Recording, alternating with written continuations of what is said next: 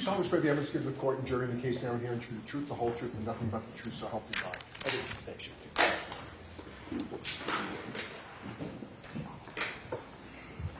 May I? Yes, please. Thank you, Your Honor. Sir, could you please introduce yourself to the jury? Hello, my name is Daniel Whitley, W-H-I-T-L-E-Y. I'm a paramedic with the Canton Fire Department. I've been a paramedic and firefighter there since March of 2006. Before you became a paramedic firefighter with the Canton Fire Department, did you work anywhere else related to that field? Yes, I had 4 years full-time as a EMT intermediate, and also a paramedic at American Medical Response in Brockton. I'd like to take us right to January 29, 2022. Yes. Do you remember that day? Yes. Were you working? Yes. What was your role that day? I was a field training officer working on the ambulance with my partner, Jason Becker. Mr. Becker? Correct. That morning, did you know whether there was a call where a group of your colleagues went to and addressed 34 Fairview? Yes. Were you accompanying your colleagues on that initial call? No. Where were you at the time your colleagues left to go to that location? I was at the Station 2, Ponkapog Station, on the north side of town. Different station? Correct. At some point after that call came in and was responded to you, did you receive a call? Sometime after, I'm not quite sure exactly how soon or later it was, but we received another call to respond to that scene. And as a result of receiving that call, did you make your way towards that location? Yes. Who did you go there with? Just me and my partner at that time was Jason Becker. What type of vehicle did you use to get there? It was an ambulance. What was the weather like? It was snowing pretty heavily at that point. Do you know about how long it took you to get to 34 Fairview?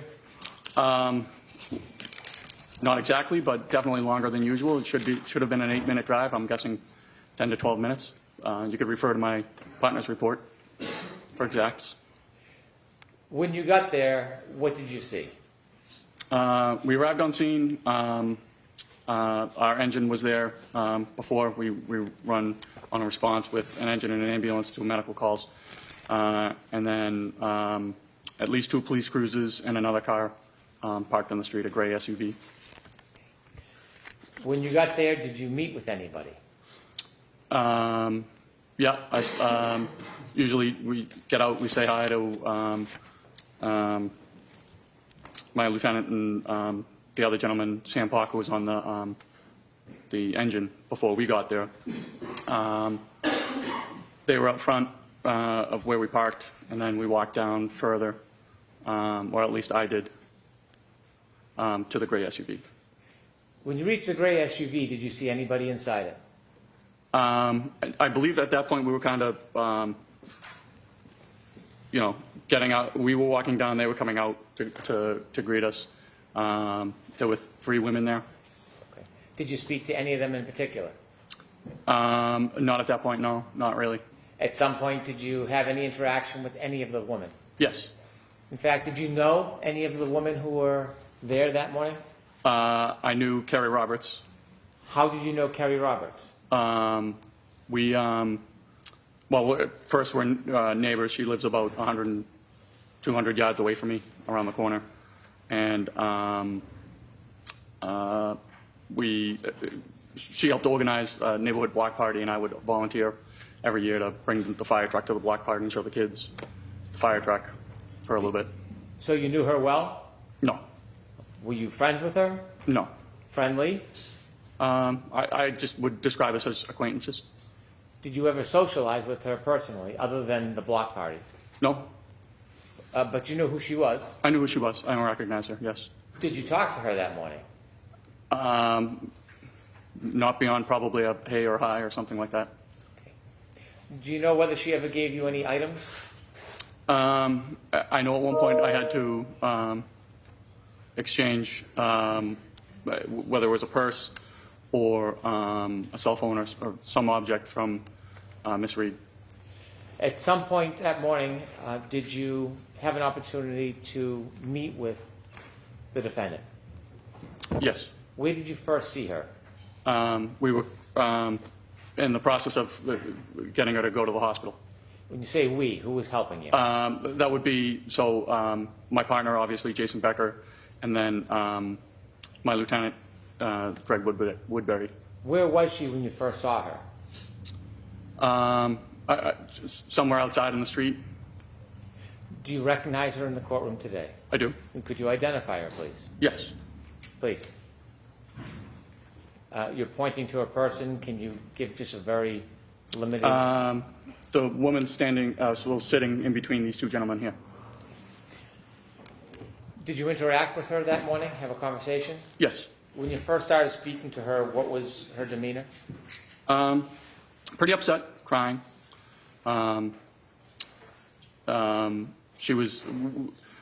We had a Section 12 in hand, which is a medical order or a police order to be taken to the hospital for a psychological evaluation. Did you discuss that with her? Yes. Yeah. Did you ask her to follow you or to come with you? Yeah, she did. And did that happen? To the ambulance, correct. So you went to the ambulance with the defendant? Yeah. And was Mr. Becker with you? Yes. What happens when you get to the ambulance? So it was snowing, and it was more to kind of just get everybody into a nice, warmer location where it wasn't snowing or windy or anything like that. And we would discussing that we have a Section 12 that states regardless of if you want to go, we have to take you to the hospital. She was arguing that she really didn't need to go to the hospital, and we were trying to convince her to go to the hospital because once the Section 12 is written, it doesn't matter what the patient says, we have to get them there one way or the other, whether it's cooperatively restrained or chemically restrained with sedatives or anything. It's not a voluntary order? It is not a voluntary order. Inevitably, did the defendant agree to go with you to the hospital? Yes. When you were going to return to the hospital, was the defendant placed in the back of the ambulance where a patient would be? Correct. So how we operate for anybody that's a Section 12 or anybody that is under the influence of anything, we always operate with two people in the back of the ambulance. So myself and my partner, Jason Becker, were back there. And then we had to take somebody from the engine company and have them drive to the hospital, and that was Sam Park. Sam Bach? Park, P-O-C-H. Thank you. Before you left, before you started to drive away from Fairview, were you having any conversations with the defendant? Yes. Can you share with the jury what those conversations were about? So we were talking. She was upset. She kept asking if there was any chance her husband could be alive, and even sitting outside in the snow with no coat on for many hours. Did she indicate what many hours meant? How many? No. How often did she raise the issue of whether or not, or how long he could be out for? I'd say at least 3 to 4, maybe more. Part of your job is to care for patients? Correct, yes. Was part of your job to try to get them to the location safely? Yes. And sometimes you treat patients with physical injuries, don't you? Oftentimes it is physical injuries, yes. Are you trained when you're trying to transport somebody on how to interact with them? Yes. Well, sometimes if they're upset, in this instance, she kept asking if there was any chance that he could be alive, and that we really didn't know what was the patient that ambulance 1 took. We really didn't know what his condition was, and but figuring that it was a hypothermia type case, being the conditions outside, we were trying to give her hope that there is a saying in the medical field, you're not dead until you're warm and dead, and we I was basically, there's stories of children falling through ice and falling into rivers and being underwater for multiple hours and coming out, being resuscitated and having no neurological deficits. So I was telling her those stories just kind of to say, look, let's be sure we'll get to the hospital, we'll find out more there, just trying to give her any sort of hope that her husband would be alive. Can you describe her demeanor when she was in the back of the ambulance with you during your interactions with her?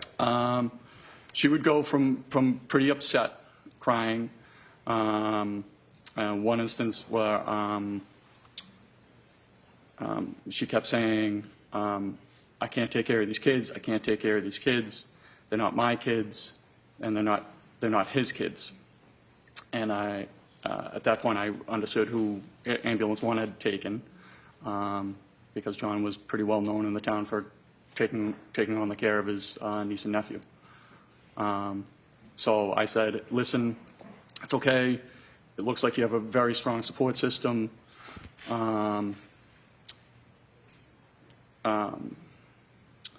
And then Miss Reed said, do you know Carrie Roberts? And she had been crying, and she picked her head up and said, do you know Carrie Roberts? And I said, a matter of fact, I do. And she said, anybody who knows Carrie Roberts wouldn't say that about her. And I said, well, she did come to out early in the morning to look for your husband in a blizzard. And she just rolled her eyes and put her head back down. And I thought it was just bizarre. Objection, move to strike. I'll strike that last sentence. Would you describe her demeanor as even through that ride? No.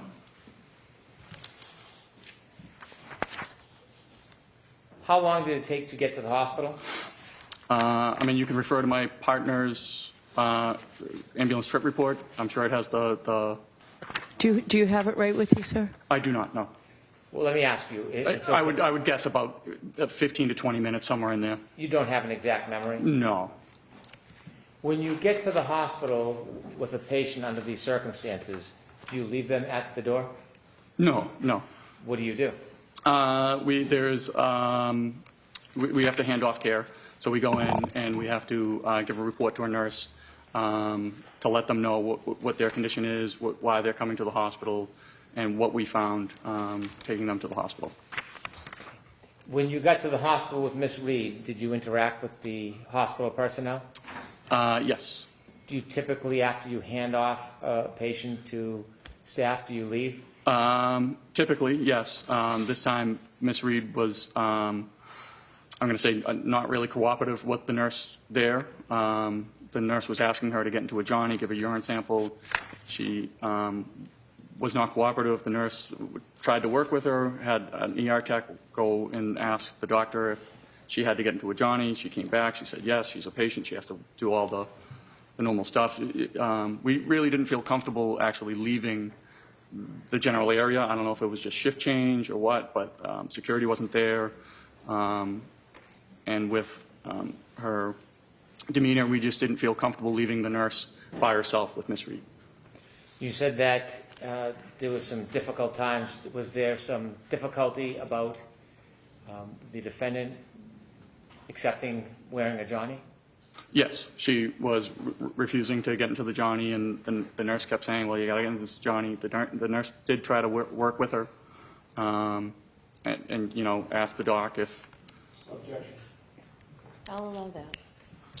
And so the ER tech had to come back and say, yes, she has to get into the Johnny. And at that point, she did. She you know, seemed to have calmed down and was getting into the Johnny. Security personnel had shown up, and we felt comfortable being able to kind of leave the nurse and the tech on their own. Before security came, was there difficulty in her providing a urine sample? Objection. Do you know the answer to that? Can you ask the question again? I'm sorry. Why don't you ask it a little differently? Sure. Do you remember whether she was giving the nurses a hard time about a urine sample? Yes. Objection. So break that down, Mr. Brennan. The objection is sustained. You said that she was giving nurses a hard time. She didn't want to give a urine sample. And then the nurses kept asking her to, this is the cup, you pee in the cup. Objection. Not permitted. No, I'm going to allow it. You were there and saw this, right? I saw it, yes. Thank you. I have no further questions. May I proceed, Your Honor? Yes.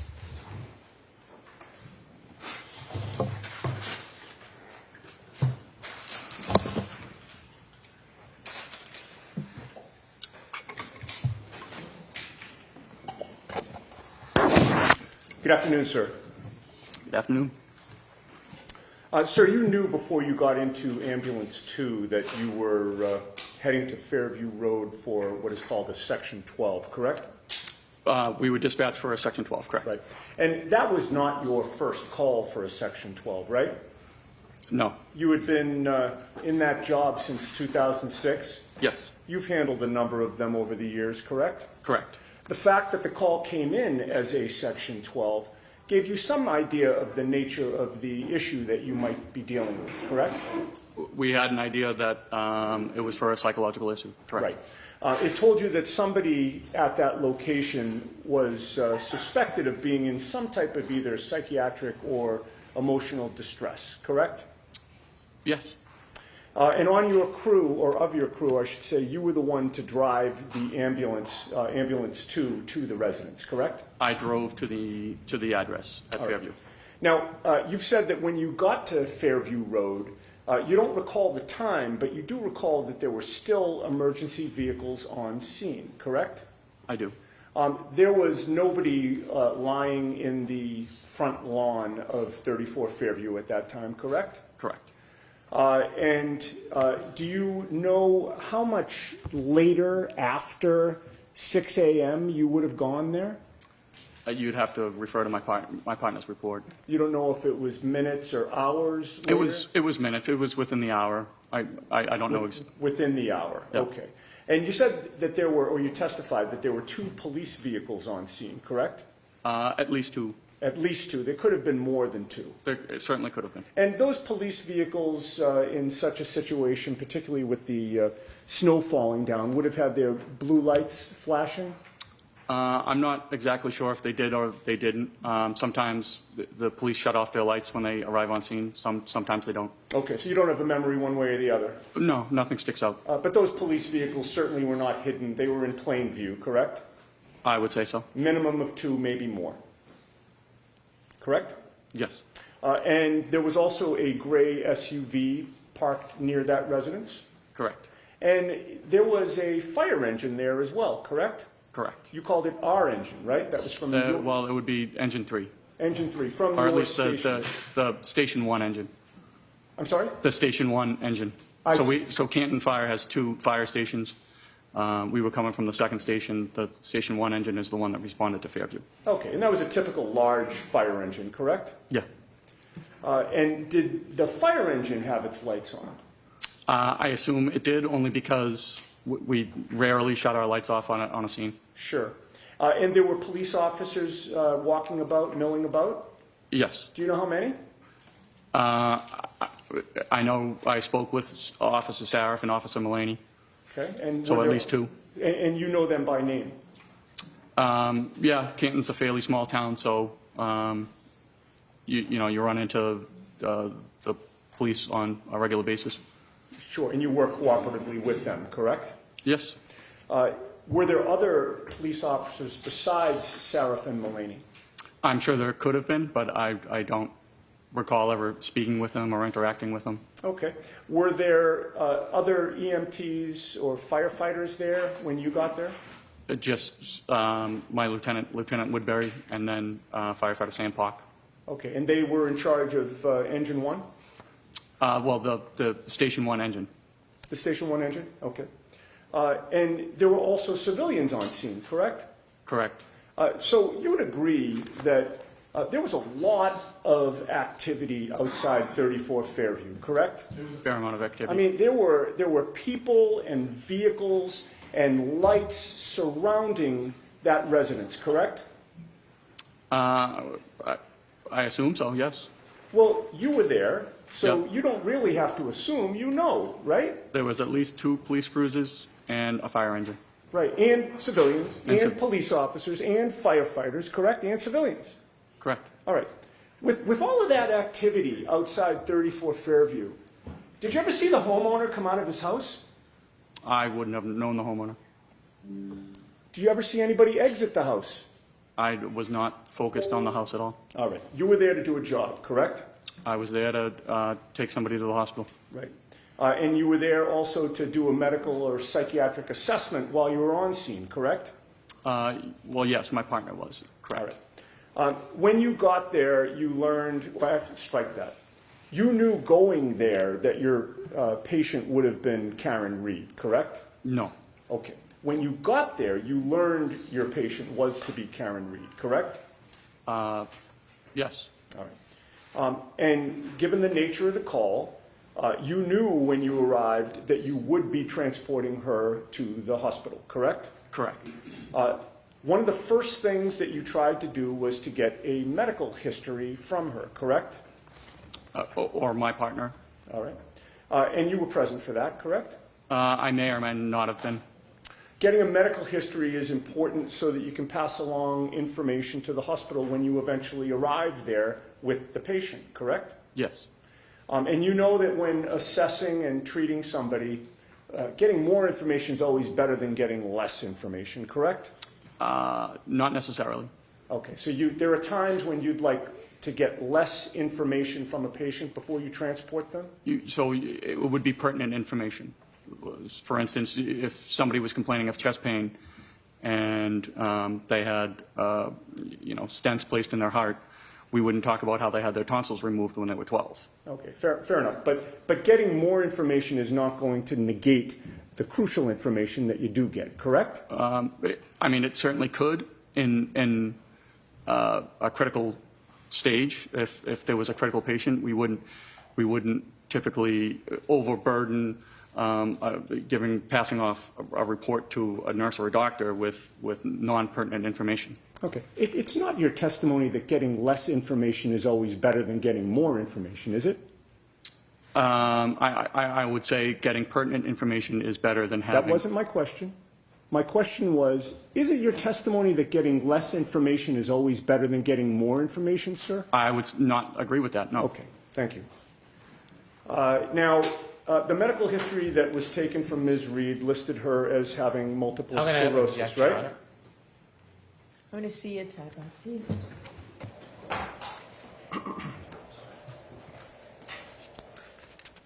Thank you.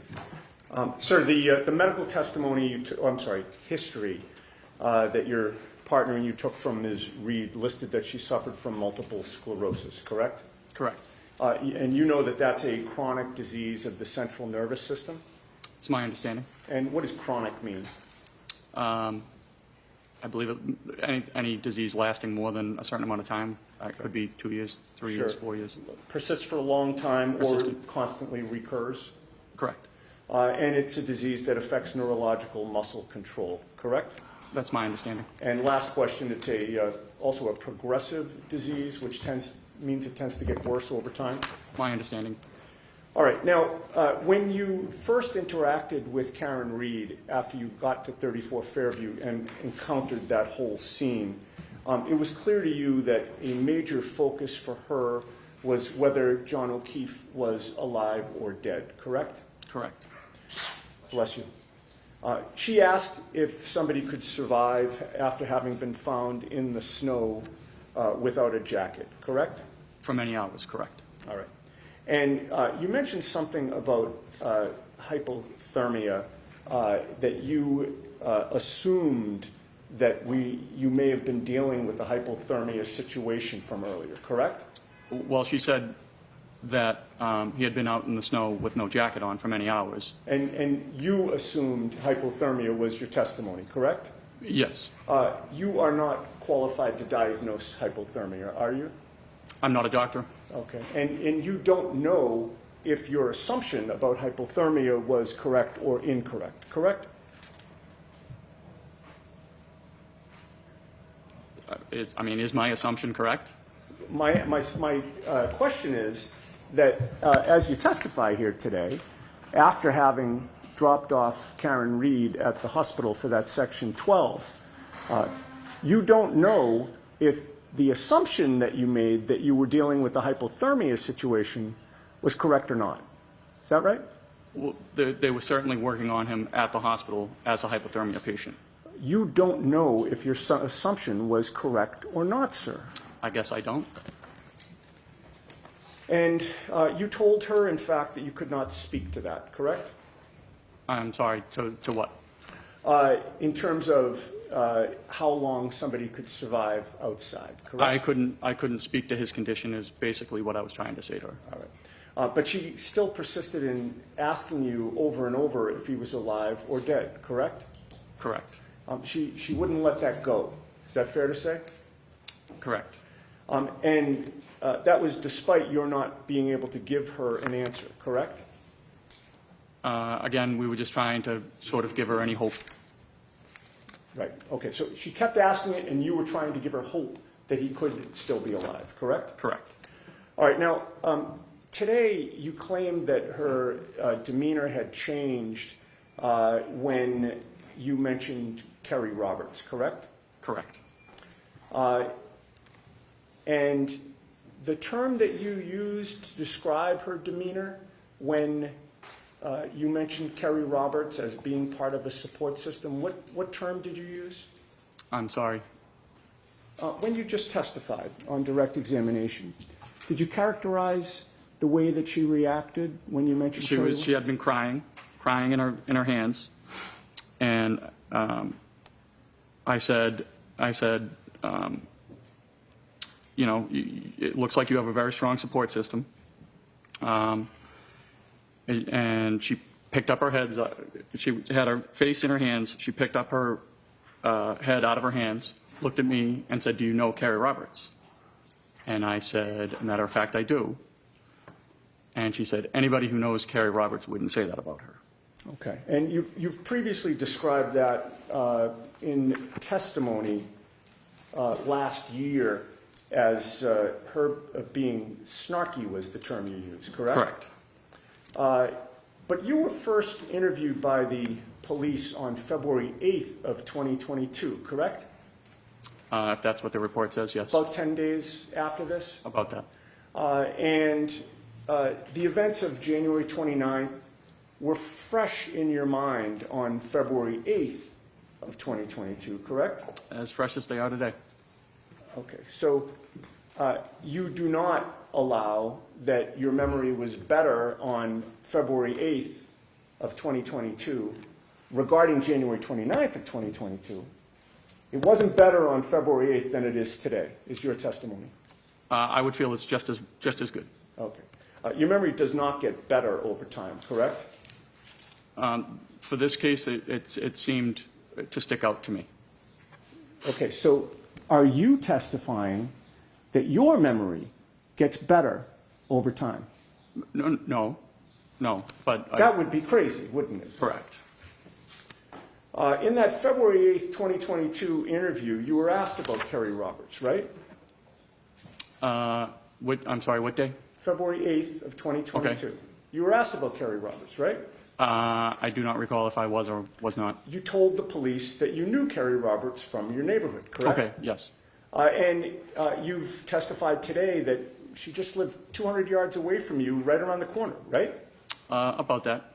And you told police that you had seen Kerry Roberts on scene at 34 Fairview when you got there, correct? Correct. You also told police that Karen Reed, had told you about making statements about her wanting to die, correct? Correct. But on February 8th of 2022, just 10 days after these events, you never mentioned to the police during that interview that Karen was snarky in any way, correct? I don't know if I did or I didn't. I don't know if it would be in their report.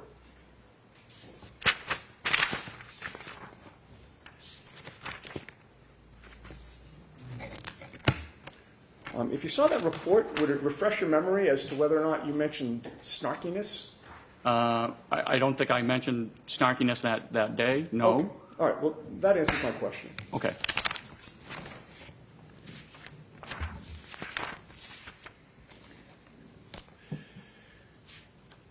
But after that interview, and of course, even after January 29th of 2022, you went back to your neighborhood, the same neighborhood that you lived in with Kerry Roberts, correct? Correct. Do you still live in that neighborhood? Does Kerry Roberts still live there? She does. So you and Kerry Roberts have continued to live in the same neighborhood for years after January 29th, correct? We have. And before you ever encountered Karen Reed that day, you had interacted with Kerry Roberts in the past, correct? Briefly, yes. Well, you were both on the same neighborhood Facebook page, were you not? Yes, that's why I volunteered to bring the fire truck to the Right. block So party. one time she had posted on that neighborhood Facebook page that she wanted to have a fire truck at the neighborhood block party, correct? Correct. And that's when you replied and volunteered that you would bring the fire truck to that block party as she requested, correct? Correct. And you also worked with Kerry Roberts on the Ponkapog Civic Association, did you not? I did not know. She worked on the board prior to my arrival on the board. So you both worked on the same board, but just at different times? Different times, correct. All right. We had, I think you had touched on this earlier, in addition to knowing Kerry Roberts, having been with the Canton Fire Department since 2006, there have been many times when you've worked in conjunction with the police, correct? Correct. And in addition to the two police officers that you mentioned having seen at 34 Fairview on January 29th, that being Sarath and Mulaney, you know many other officers at the Canton police station. I do. And as you say, Canton's a small town, correct? Relatively. People know each other, correct? Correct. You also knew former state trooper Michael Proctor before you arrived at 34 Fairview, correct? I did. Michael Proctor actually was 2 years ahead of you in school, was he not? He was. And you learned at some point that your school classmate, Michael Proctor, was the lead investigator into the death of John O'Keefe, this case, correct? Yes. And in fact, when you spoke to the police in February of 2022, Michael Proctor was one of the troopers to interview you, correct? Correct. You did not go to school with Karen Reed, right? No, not to my knowledge. You didn't help coordinate neighborhood block parties with Karen Reed, right? Nope. You were not in a civic association that Karen Reed belonged to at any point, correct? Nope. She was a stranger to you on January 29th, 2022, correct? She was a patient of mine, yes. Well, as far as you knew, she was an outsider to Canton, correct? I did not know that. You didn't live in the same neighborhood with her?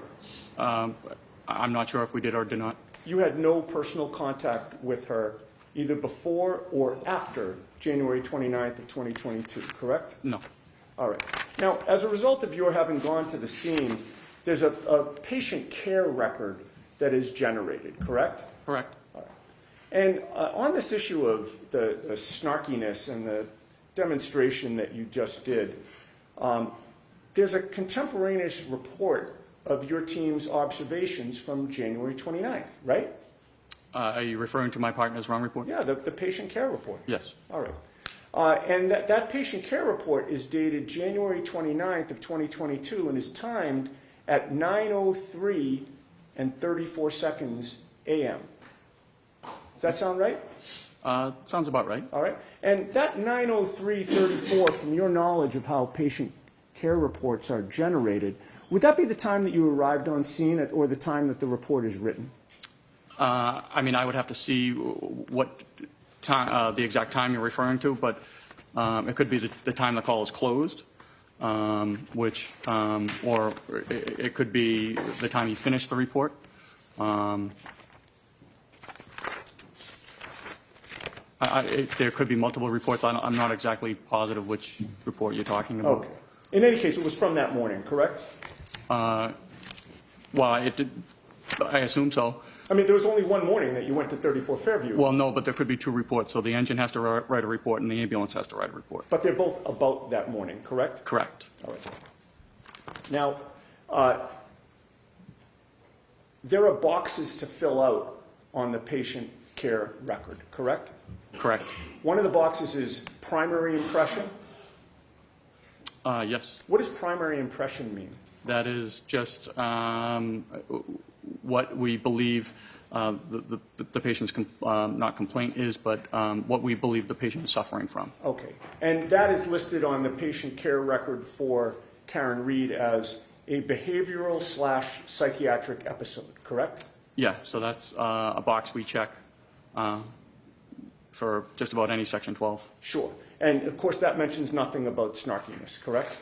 No, that is my partner's report. Okay. There's also a box for secondary impression, correct? Correct. What is secondary impression?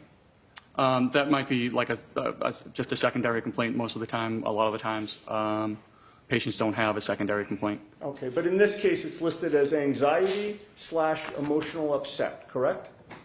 Yes. All right. And again, that mentions nothing about snarkiness, correct? That's my partner's report, yes. There's also a box for signs and symptoms, right? There is. And nowhere in the signs and symptoms box is snarkiness mentioned, correct? No, I don't think that would be medically appropriate. And then in the patient care record, it's recorded that Karen was found sitting in the front passenger seat of a friend's car, crying and visibly upset but cooperative, right? If that's my partner's words, yes. All right. And those words, actually nowhere in the patient care record is it listed that she was snarky in any way, correct? Again, that would not be something we would put into a patient care report. And you did not put it in, correct? It was my partner's report, and no, we did not put it in. Okay. And once Ms. Reed agreed to go with you in the ambulance, it's fair to say she was still upset and crying, correct?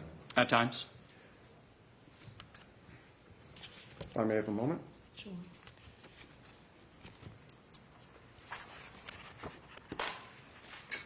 Actually, if I can just get my glasses so that I can see. Thank you.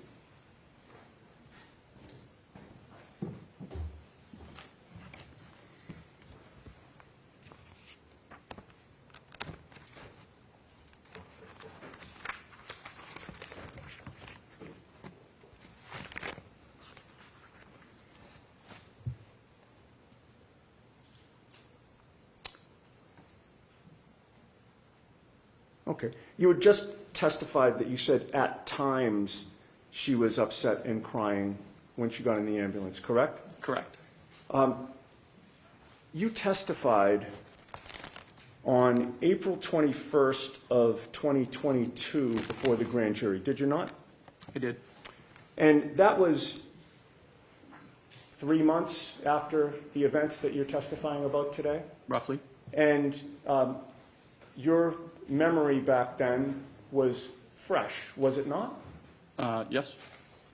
And you were asked the question, once she was in the back of the ambulance and she agreed voluntarily to go to the hospital, did she appear to calm down at that point? Do you remember that question?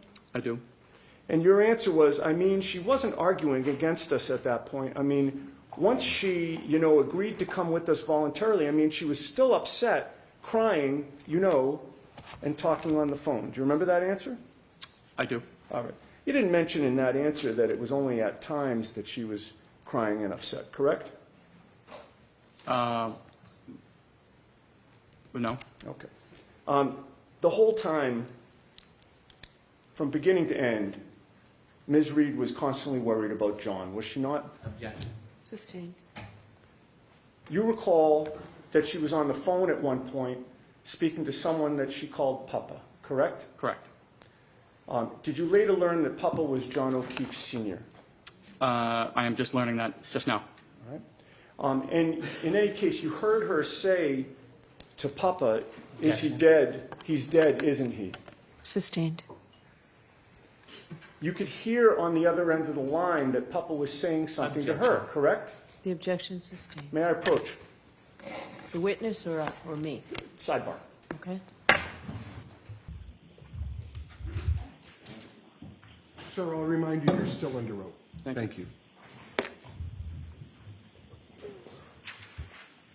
Can I proceed? Yes. Mr. Whitley, yesterday you testified that when Karen Reed was brought to the hospital, She didn't want to get into a hospital Johnny, and she didn't want to give a urine sample. Do you recall that testimony? I do. It was clear to you that her reluctance to cooperate at that time was because she very much wanted to check on John's progress and status at the hospital, correct? No, I don't believe that to be the case. Well, you testified before the grand jury regarding this matter 3 years ago, didn't you? I don't believe I said that she was I reluctant. didn't ask you that question. You testified before the grand jury 3 years ago, didn't you? I testified before the grand jury 3 years ago. You were under oath then, as you're under oath today, correct? Correct. You swore to tell the truth. I am telling the truth. You swore to tell the truth in 2022 before the grand jury, did you not? I did. That was less than 3 months after you brought Karen Reed to the hospital, didn't you? Yeah. And your memory of what happened at the hospital was very good in April of 2022, right? As good as today? Your memory in April of 2022 was very good, wasn't it? It was very good as it is today. Okay, so you want to add the as it is today, despite the fact that you weren't asked that question. Is that right? Objection. Sustained. All right. When questioned by Mr. Lally at the grand jury, you were asked the following question. So what, if any, interaction did you have with her, meaning Ms. Reed, at the hospital once you were there? You remember that question, right? I do. And your answer was, so we, after that, I helped escort her down to, they call it the psych hallway, where they have rooms set up for psychiatric patients for their evaluation. And then she was unhappy that she wasn't able to see him, meaning John. And she kept trying to. She didn't want to get into a hospital Johnny. She didn't want to, I believe, give a urine sample. She was not, the nurses were asking her to do certain things that every patient has to do, and she was not cooperating with them. Do you remember that answer? I do. So 3 years ago, when you testified about this issue of giving a urine sample, you testified under oath that you believed that she didn't want to give a urine sample, correct? Correct. Yesterday, 3 years later, you testified with certainty that she didn't want to give them, right? Yeah, she was giving them a hard time about having to give a urine sample. Right. No, I'm asking you about your testimony yesterday in contrast to the grand jury, sir. Okay. To the extent that I ask yes or no question, I'd like yes or no answers. So okay? no instructions to the witness, Mr. Your Yannetti. Honor, Ask may the a witness be question. instructed to answer the question yes or no if it calls for a yes or no question. Answer. Answer the question that's asked of you, okay? Okay. So go ahead, ask a question. You testified yesterday that she didn't want to give a urine sample without saying it was your belief that she didn't want to give one, correct? Correct. In any case, were you aware that when she was asked to give a urine sample, that Ms. Reed had gotten her period and did not have a tampon? I was aware she was on her period, yes. You're also aware that when somebody is brought to the hospital for a Section 12, they have no privacy. Isn't that right? They have medical privacy. Either the tech or the nurse would be with the patient at all times. Okay. With them at all times, observing them at all times, correct. correct? So they wouldn't be, she wasn't in like a hallway open to the public. Understood, sir. But she also, when I said privacy, what I was asking is, she was not allowed to go to the bathroom alone to give a urine sample, correct? She was a psychiatric patient. Right. So she would have to use the bathroom in front of hospital personnel or some medical personnel with people watching her while she was on her period with no tampon, correct? I would understand that to be true. All right. And you're aware that she did cooperate and eventually give a blood sample as well, correct? I'm not aware of a blood sample, but urine sample, yes. She did give the urine sample. Correct. All right. Now, in your testimony yesterday, you discussed the topic of your memory of what Karen Reed may have asked you about John surviving in the snow with light clothing. You remember those questions? I remember asking about not having a jacket, correct?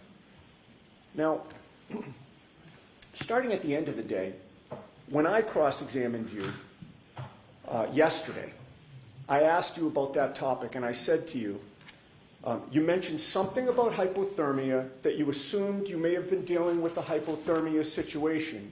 And your answer was, well, she said that he had been out in the snow without a jacket for many hours. Correct? Correct. But before I cross-examined you at the end of the day yesterday, you previously testified 3 times about this topic. Correct? I believe it would be the grand jury and the previous trial. Right. And direct examination when Mr. Brennan was asking you questions before I stood up. Correct? Okay, yes. Let's start with the first time you testified about this topic back in 2022. That was, again, less than 3 months after you had a conversation with Ms. Reed at the scene on January 29th, correct? Correct. Her statements and questions to you at the scene were fresh in your mind in April of 2022, correct? Correct. In April of 2022, before the grand jury, Mr. Lally asked you, quote, what, if any, questions did she ask you regarding hypothermia? Do you remember that question? I do. Your answer was, she was just wondering if he could have survived outside in the cold even though he didn't have a jacket on. Do you remember giving that answer? I do. Nowhere in that answer, in 2022, less than 3 months after these events, do you attribute the words, quote, many hours, end quote, in the snow to Ms. Reed, correct? Yes, I was not. I'm not asking for an explanation, sir. I'm asking for an answer. All right, so he was answering you, Mr. Yannetti. My question called for a yes or no answer. Nowhere in your answer in 2022 do you attribute the words many hours in the snow to Ms. Reed, yes or no? No, I did not say that at that point. Nowhere in your answer in 2022 do you testify that Ms. Reed told you he had actually been in the snow for many hours, correct? She did at that. Sir, I'm asking you about your testimony. I object. So let him answer the question. Let me ask it again. Nowhere in your answer in 2022 did you testify that Ms. Reed told you he had actually been in the snow for many hours, correct? In 2022, I testified that I was just told to be brief and give generalizations. She quantified many hours in the snow when we were back at the Let me try this again, So, sir. because Mr. Yannetti, you're just saying 2022. Get to a date Of course, and a yes. place. April of 2022, okay, before the grand jury. My question again, and I'm still seeking a yes or no answer from you, okay? Nowhere in your answer in April of 2022, before the grand jury, did you testify under oath that Ms. Reed told you that John had actually been in the snow for many hours, correct? Not in 2022 of April, no. Okay. The next time you testified under oath was last year in 2024, correct? Correct. During that testimony, Mr. Lally asked you, oh, by the way, so 2022 is no mention of many hours, right? I did not, and I was told to be brief on the grand jury stand. But again, no mention of Right. many hours in 2022. Okay. Now, 2024, last year, Mr. Lally asked you, so firefighter Whitley, at some point, specific to your conversations with the defendant, Ms. Reed, can you describe sort of her demeanor or any observations you made in relation to that as you were speaking with her? And your answer was, yes. She was very upset. She kept asking if there was any chance. She kept asking us if we knew if the person ambulance 1 had transported was alive or dead, and we could not speak to that. She asked if somebody could be alive in the snow without a jacket for many hours, correct? Correct. So 2022, there was no mention of many hours. 2024, over time, now that's the first time that you mention the words many hours in your testimony regarding this case, correct? Correct. All right? And when you testified last year, you testified still that she was asking you a question about surviving in the snow, correct? Correct. So then we come to yesterday on direct examination. Do you recall that Mr. Brennan yesterday asked you, before you left, were you having any conversations with the defendant, and you answered yes? Recall that yesterday? Is that at the hospital? I'm asking you yesterday, do you recall Mr. Brennan asking you, before you left essentially the scene, were you having any conversations with the defendant, and your answer was yes? You're talking about, Lee, I'm just trying to make sure we're talking about the same instance. Are we talking about when we left the hospital or when we left Fairview Road? When you were at Fairview Road, leaving Fairview Road, we're talking about the same subject of what Ms. Reed supposedly told you or asked you. Okay? Mr. Brennan went into that with you. So on the way to, you're talking on the way to the hospital in terms of left. When we left. Well, before you left. He meant before you left the scene. Okay, no, I'm just trying to clarify. Again, it's the same conversation, Mr. Whitley. I'm not trying to trick you. Mr. Yannetti, he just asked for a point of reference. It's clear. Now go. Understood. And Mr. Brennan said, can you share with the jury what those conversations were about? And your answer was, so we were talking, she was upset. She kept asking if there was any chance her husband could be alive, even sitting outside in the snow without any coat for many hours. Do you recall that answer that you gave yesterday on direct examination? Yes. And that was the first time that you mentioned that she said, supposedly, or asked supposedly, about him sitting outside in the snow, correct? I was just using phrases generally speaking. Not my question. I wasn't at that point I was paraphrasing. I was not speaking verbatim to what she said. Let's try that again. That was the first time that you mentioned that she claimed or asked that he was sitting outside, correct? It could have been sitting, laying, being. Let's try it a third time. So Was just ask the question, not let's try it. Sure. Let's try it. Was that the first time that you testified under oath that Ms. Reed said or asked about him sitting outside? Are you asking me to clarify whether she used the I'm not word asking sitting? you to clarify anything. I'm asking you whether that was the first time yesterday during direct examination that you mentioned that she asked about him sitting outside. I'm sorry. I am very confused because I'm trying to figure out if he was being outside, sitting outside. I'm asking you about Ms. Reed's statements, sir. That's all I've been asking you about. Her Okay. statements to you and your testimony about her statements to you. Was yesterday on direct examination the first time that you testified under oath that Ms. Reed mentioned the words sitting outside? I don't know. All right. I'm just using. She might have said laying outside, being outside, outside. Okay, so when you testified yesterday before this jury Yes. that she mentioned the words sitting outside, you're now saying that that might not have been accurate, correct? It could have been a different word. Okay. But you didn't say it could have been a different word yesterday. You just left it as sitting outside, correct? Yeah, that's Okay. what I said, sitting. All right. So now we get from, the grand jury with many hours mentioned to questions about many hours to sitting outside to let's talk about what you said on cross-examination. I object. Okay, the objection sustained. Sure. On cross-examination, your words were, she said he had been out in the snow without a jacket on for many hours, correct? She had asked if he had been outside, if there was any chance he could be alive, even though he was outside without a jacket for many hours. So it always was a question, correct?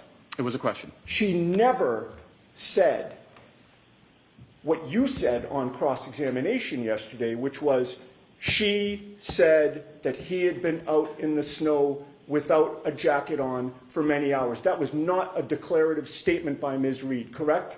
Objection. I'll allow that. Was that a declarative statement by Ms. Reed?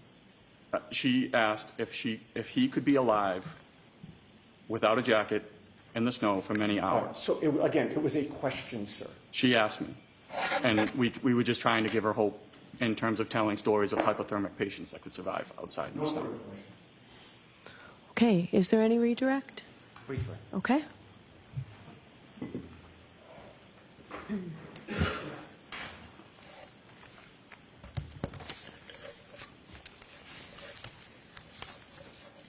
When you were called to the grand jury, was the testimony as in-depth and as long as it is in front of this jury? No, not even close.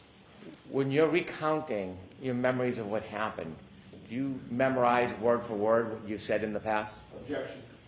As to that form, it's sustained. When you're recounting the past, do you record your statements personally? Objection. I'm going to let that one. Do you record your statements? No, Next question. When you testified in the grand jury, page 90, line 15, and you said the defendant told you, "I'm upset if he dies, I want to die." And then you later testify last year, and you said, "If my husband dies, I want to die." Do you notice the little differences between those phrases? I do. Is that you making up words? No, Is that you trying to help a case? Objection. As to form, that's sustained. Are you inventing facts? no, Sir, when you were recounting what happened that day, are you using your best memory? Objection. When you were asked by the defendant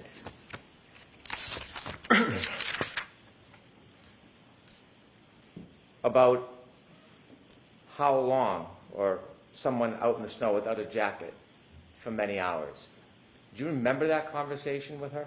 I do. Where were you during that conversation? We were in the back of the ambulance. Do you remember it distinctly? I remember it distinctly. She was looking at me. When you tried to give her hope and comfort, and you told her stories about other situations where people, maybe children, have fallen to the ice and had hypothermia, did you have that conversation with her in trying to comfort her? I did. Do you remember that conversation? I do. Did you necessarily share those conversations with the grand jury?